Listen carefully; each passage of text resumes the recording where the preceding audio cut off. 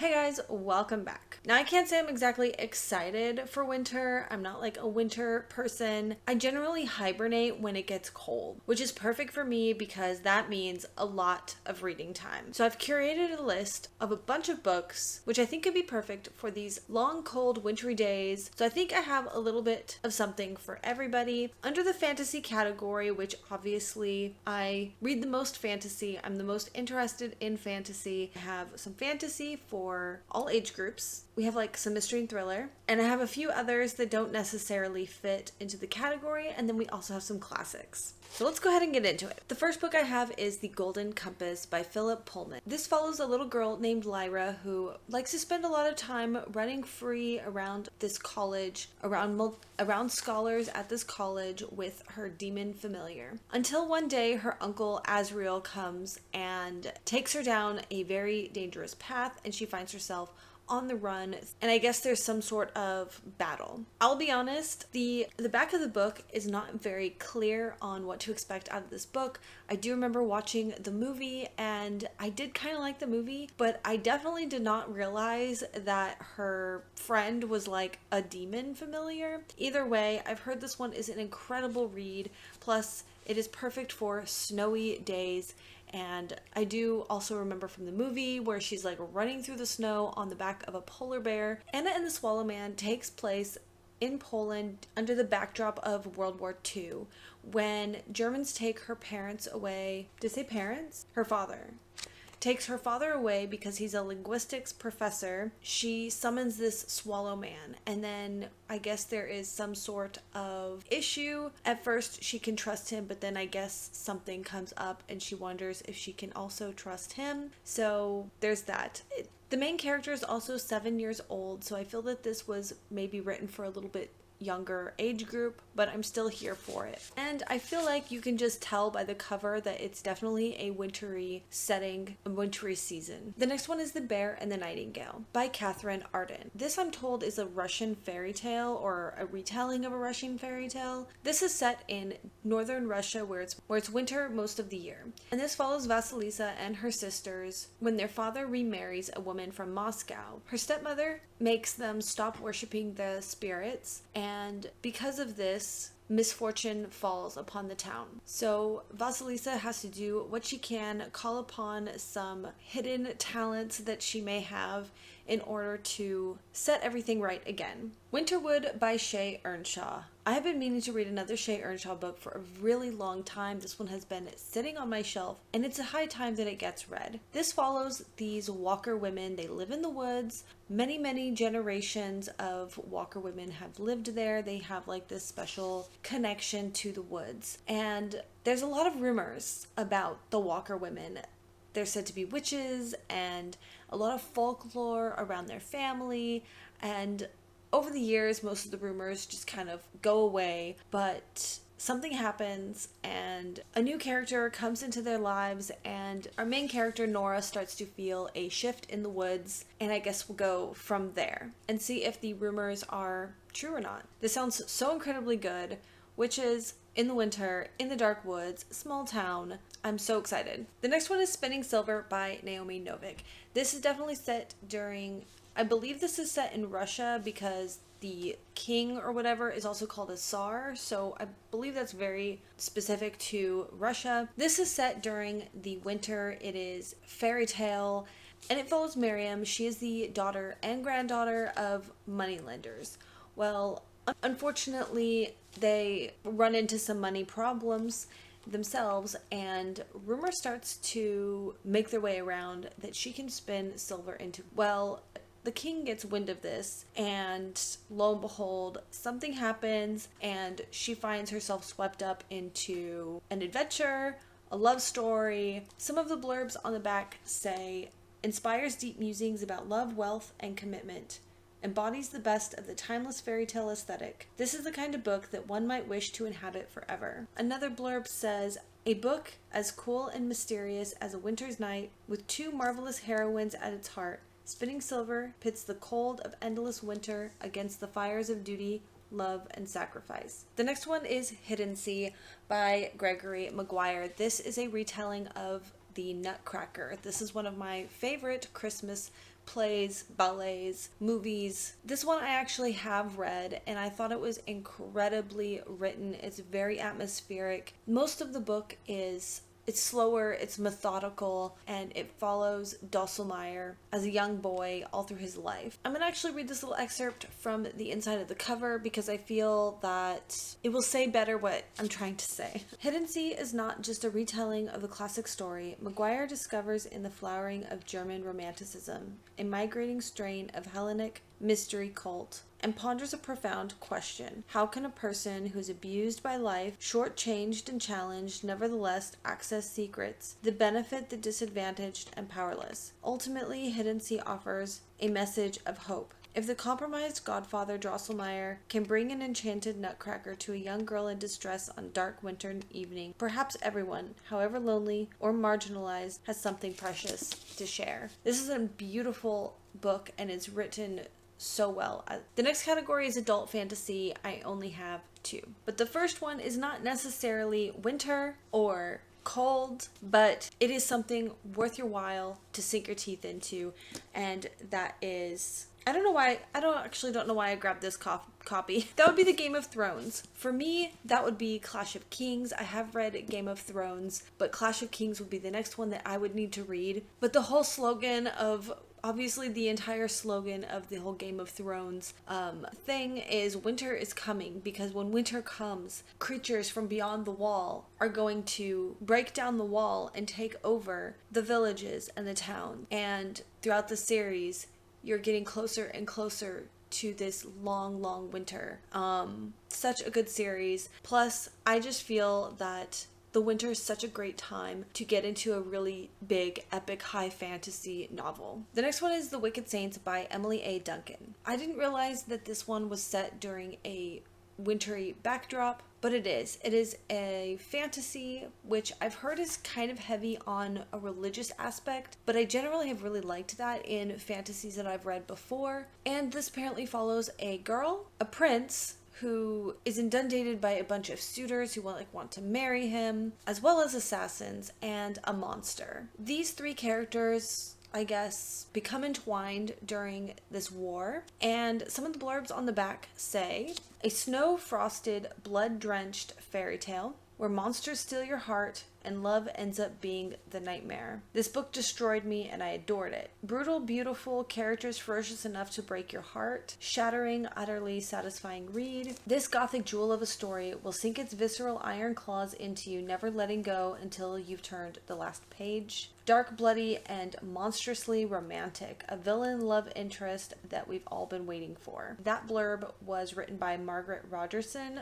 I do trust her. I have read 2 of her books. I really like them. Seductively dark and enchanting. A trance you won't want to wake from by Adrienne Young. Okay, the next category is mystery, crime, that sort of vibe. I think I might have one of each, actually. So let's start with The Ice Princess by Camilla.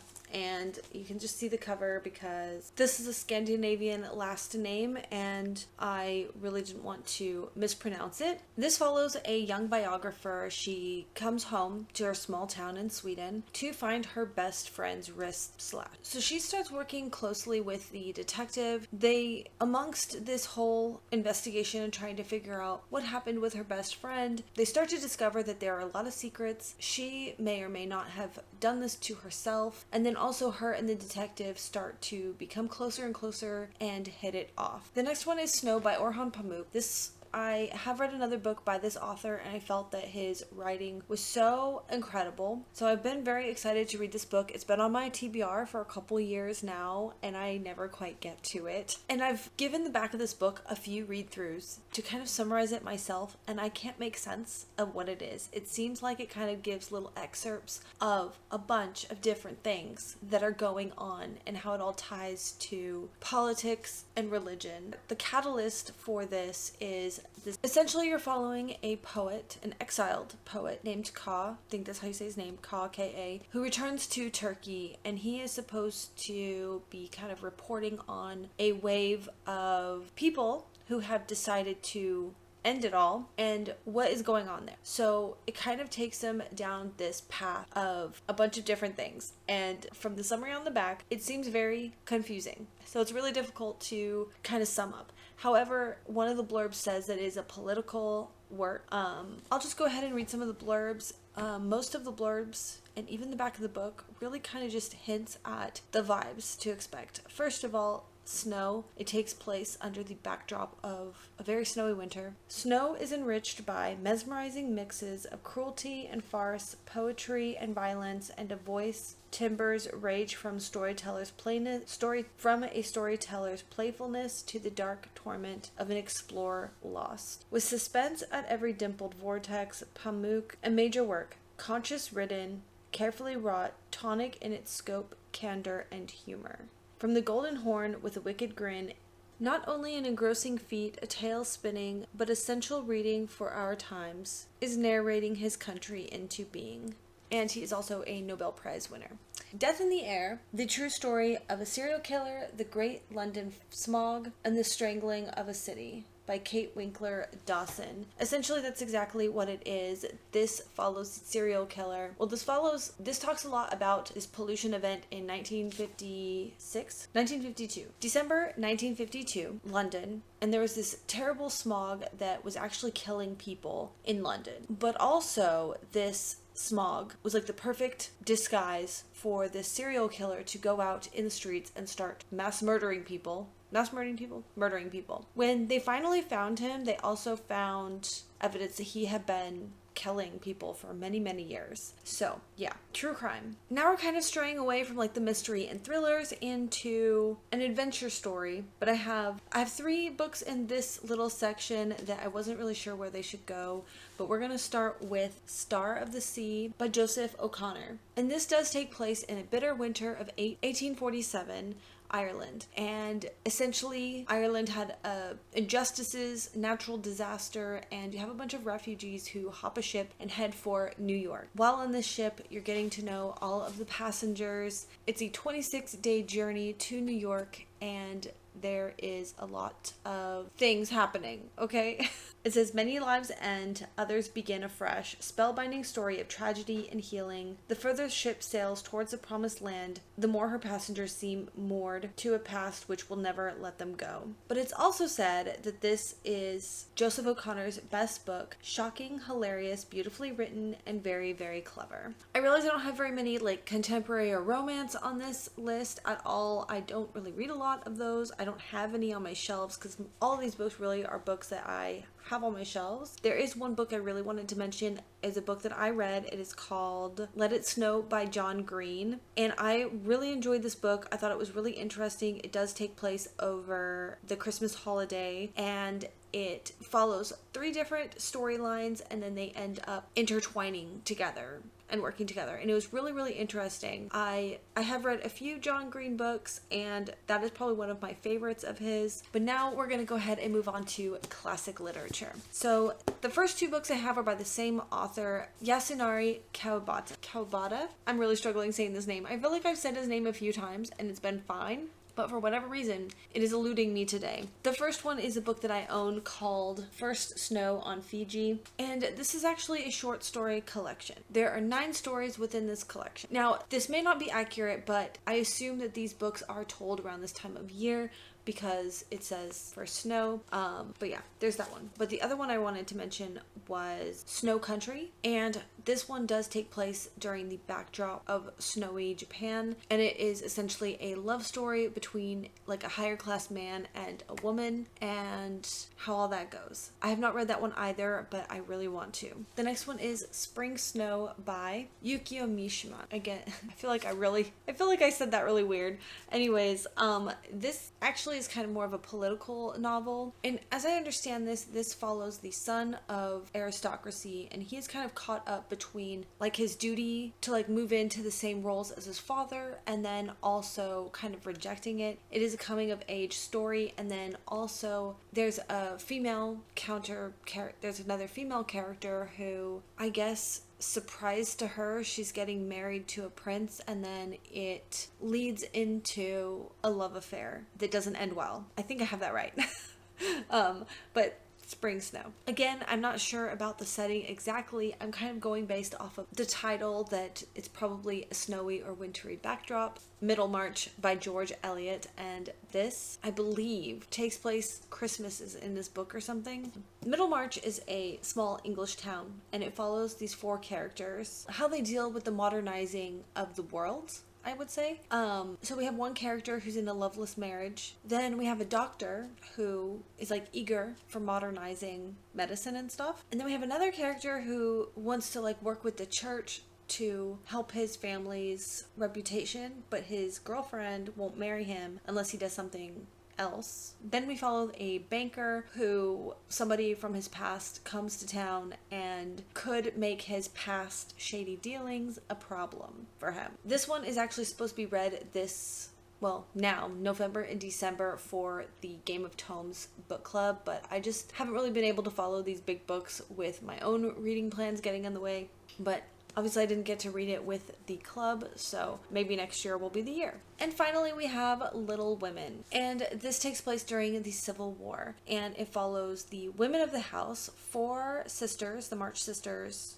and their mother, and just I guess their life. Each of them have their own personalities. There is one sister who's really sick all the time, another sister who's a writer, and essentially that's all I really know about it. I've definitely seen the movies, but I've never read the book, and I also heard that there is a Christmas scene in this book, and so a little bit of a Christmassy and wintry read. I have a few Christmas books to also talk about, but I think I'm gonna actually save that for another video all on its own.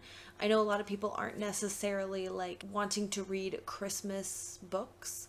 I have never really been like a Christmas book, but I've inadvertently collected a few books that take place over Christmas, so I thought I would share those with you, and maybe this year I will actually try to read at least one of them. Anyways, thank you all so much for watching. Let me know what you think. If any of these are your favorite that like I cannot escape this year without reading, please let me know. Obviously, I cannot read all of these books. I would like to read a couple things. Winter, of course, is not just until the end of 2024.